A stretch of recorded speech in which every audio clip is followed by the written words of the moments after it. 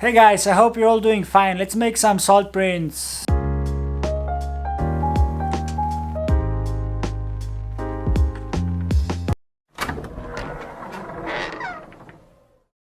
Salt print was invented in 1830s by William Henry Fox Talbot, so it's been around since the very birth of photography.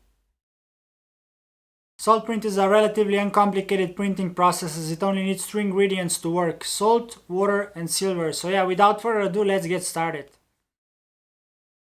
Before we start, let's go through the materials you need to make a silver salt print. First one on the list is of course our salt. Not any salt is good, it needs to be pure without any additives, so the best choice is of course photographic grade salt. But because it's always nice to save some money, a much cheaper alternative is sea salt that can be bought in every supermarket, and it will work just as well. Then you need some protective gloves, distilled water, silver nitrate, scale, mixing containers, mixing rod or magnetic stirrer, storage bottles, some paper, preferably watercolor paper that can hold the solution well, some masking tape to help with holding the paper in place for coating, coating tool depending on the coating technique you're gonna use.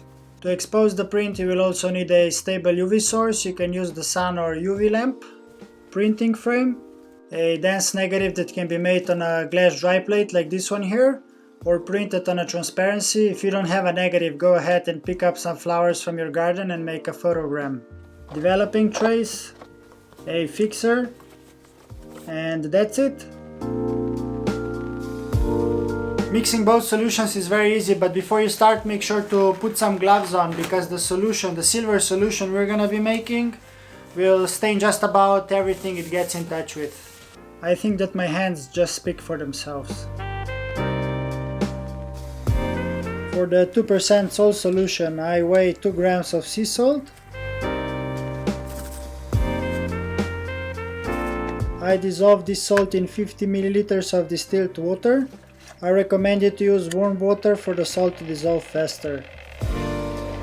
Oh yeah, and I'm using magnetic stirrer, which is a lifesaver. When it's dissolved, I top it off with more water until I reach 100 milliliters. You can store the solution in a simple plastic or a glass bottle.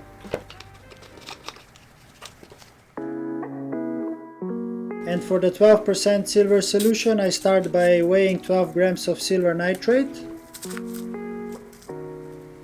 dissolved in 50 milliliters of water.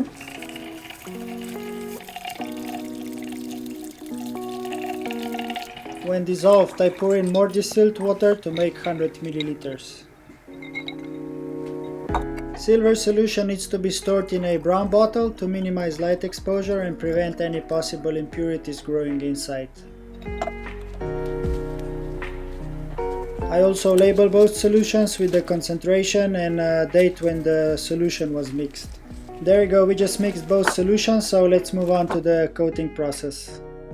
Before you start with the coating process, take a pencil and make a mark on the back of the paper so you will not be coating one side with salt and the other with sensitizing solution by mistake. One way of coating the paper is using foam or fine bristle brush. By using this method you will be ending up with a bit more artistic look, as the coating won't be as even and brush marks will become a part of the print. Another way is using a cotton tab. This is how they did it in the old days. To be honest, I never liked using this technique as it's often quite messy. Another very interesting way is a floating technique.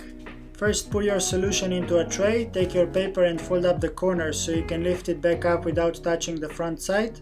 Don't push it in, just lay it on top and let it soak in the solution. In a short time you will see how the edges will start to curl up, and this is how you know your paper is coated with a thin layer of solution and ready for drying.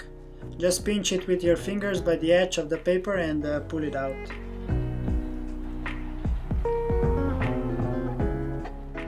And the last but not least is a rod technique that's usually used by those who really want to get smooth even coating. I don't have an appropriate rod at the moment as it should be a bit thicker, roughly about 1 centimeter, but I thought I could show it to you anyway. Basically you're pulling the solution up and down with the rod, leaving a very even coating. I don't mind my prints looking handmade, so I will be using foam brush throughout this whole coating process. I take my salt solution and pour it into a smaller cup, then I dip the brush in salted water and start coating the paper in one of the corners. I repeat my strokes until the whole surface is coated. Then I repeat this step perpendicularly to the previous layer. Because the solution is clear, it's really hard to see what you're doing, but you can help yourself by tilting the paper that will cause the reflection and offer you a view of where the paper is coated and where not. Once the paper is evenly coated, dry it for around 30 minutes. Next step in the process is the sensitization, where sodium chloride on one side and silver nitrate on the other will form light sensitive silver halides. Before you start coating, make another mark on the back of the paper just to know this paper will now be both salted and sensitized. I coat the paper with silver nitrate solution in the exact same way I did with the salt. This is where you should dim down your lights as much as you can, or ideally work on the red safe light to prevent any fog. Once finished, let the sensitized paper to dry under safe lights, or even better in complete darkness, for around 30 minutes. Guys, an even more detailed written tutorial of this salt process can be found in my darkroom blog, which is linked down below. Our salted paper has now dried and it's ready for exposure. I'm gonna be using this store-bought picture frame that will allow me to press the negative firmly to the salted paper, which is essential for a sharp print. Yeah, I know, I still have to build myself a proper printing frame, which will make my printing process much easier. But before I do that, I would like to film myself and also show you how to do it. I align my negative and salted paper, cover it with a sheet of glass and take it out in the sun for 10 to 20 minutes.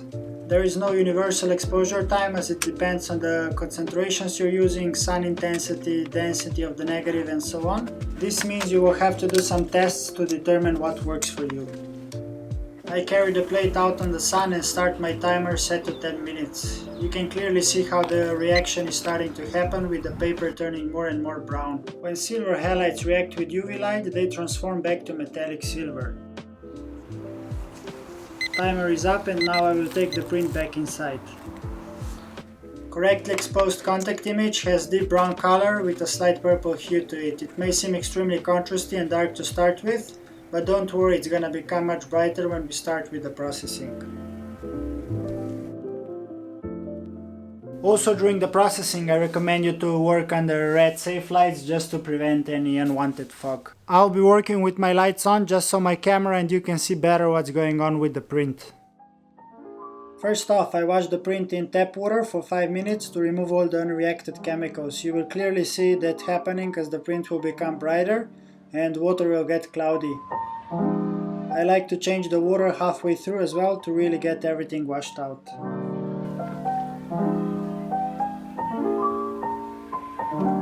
After the first washing, you can also tone the image in let's say golden chloride, but I would like to keep things plain and simple today, so I'm gonna be skipping this step. To prevent the print from becoming completely brown, you will need to fix it for 5 minutes to remove unexposed silver chloride and make the image permanent. When you get the paper in the fixer, it will slowly start to turn to bright chocolate brown color, which is completely normal. After the fixing, you need to wash the print for one last time in tap water for another 10 minutes to remove the fixer. I recommend you to change the water a couple of times to eliminate any chance of fixer stains.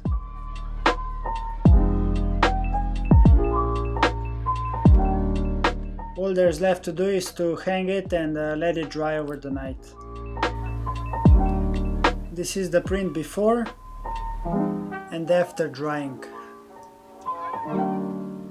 There you go, guys, I've just made myself a beautiful salt print.